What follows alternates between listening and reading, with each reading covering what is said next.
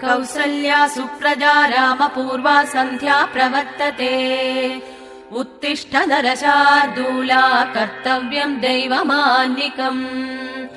कौसल्या सुप्रजा रामपूर्वा सन्ध्या प्रवर्तते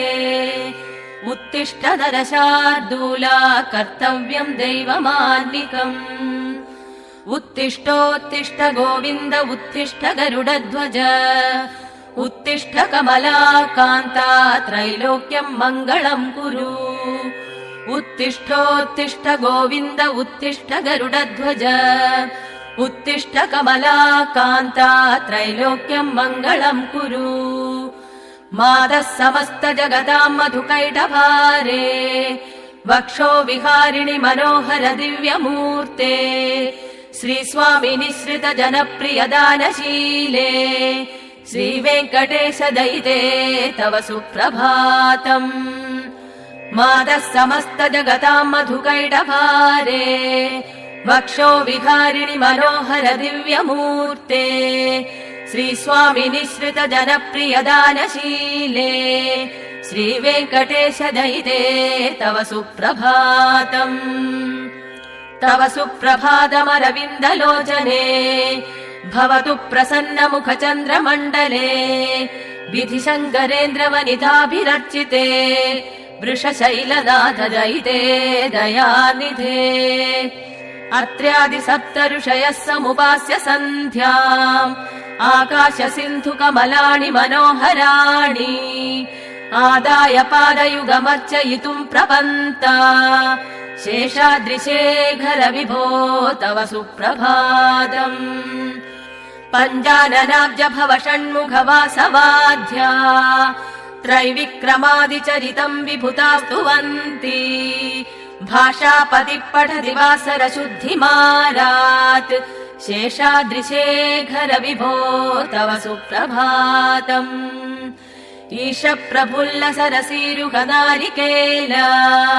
पूगद्रुमादिसु मनोहर पालिकानाम् आवाति मन्दमनिलः सह दिव्यगन्धैः शेषाद्रिशेखर विभो तव सुप्रभातम् उन्मील्य नेत्रयुगमुत्तम पञ्जरस्थ्याः पात्रावशिष्ट कदलीफलपायसानि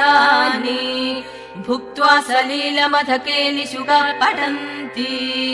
शेषाद्रिशेखर विभो तव सुप्रभातम्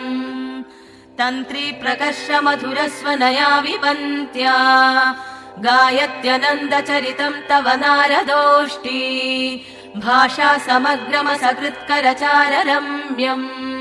शेषाद्रिशेखर विभो तव सुप्रभातम् भृङ्गावळी च मकरन्द रसानुविन्त जङ्गारगीत निनदै सह सेवनाय निर्यात्युपान्त सरसी कमलोदरेभ्यः शेषाद्रिशेखर विभो तव सुप्रभातम् एषा गणेन वरदद्धि विमध्यमाने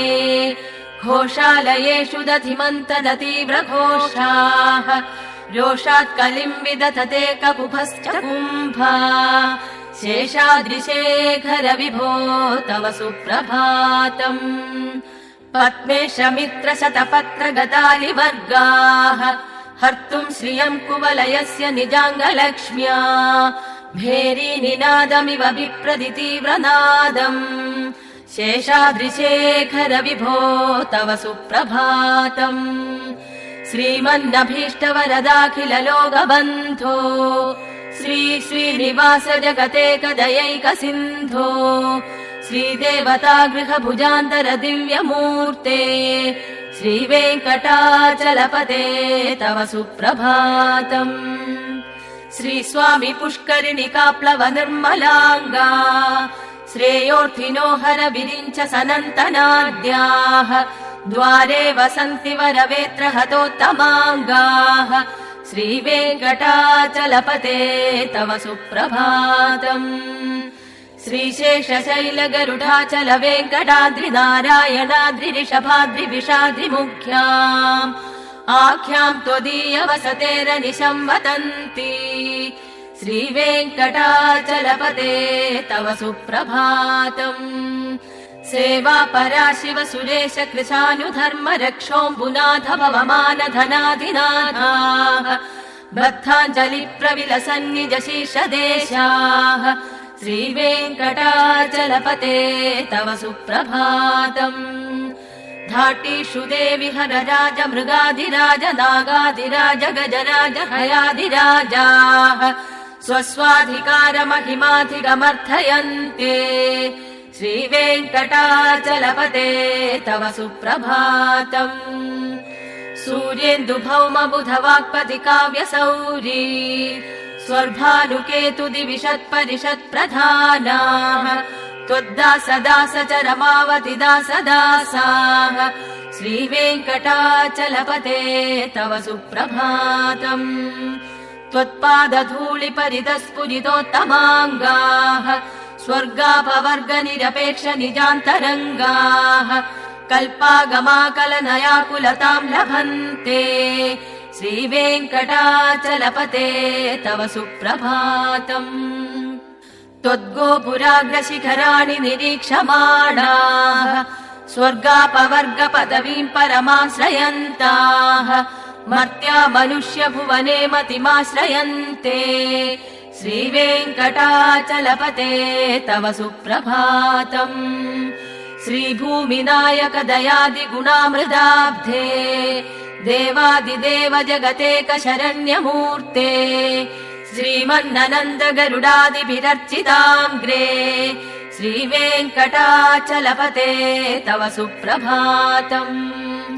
श्रीपद्मनाभ पुरुषोत्तम वासुदेव वैकुण्ठ माधव जनार्दन चक्रपाणे श्रीवत्स चिह्न चरणागत पारिजाता श्रीवेङ्कटाचलपते तव सुप्रभातम् कन्दर्पदर्पहर सुन्दर दिव्यमूर्ते कान्ताकुजाम्बुरुह कुट्मललोल दृष्टे कल्याण निर्मल गुणाकर दिव्यकीर्ते श्रीवेङ्कटाचलपते तव सुप्रभातम्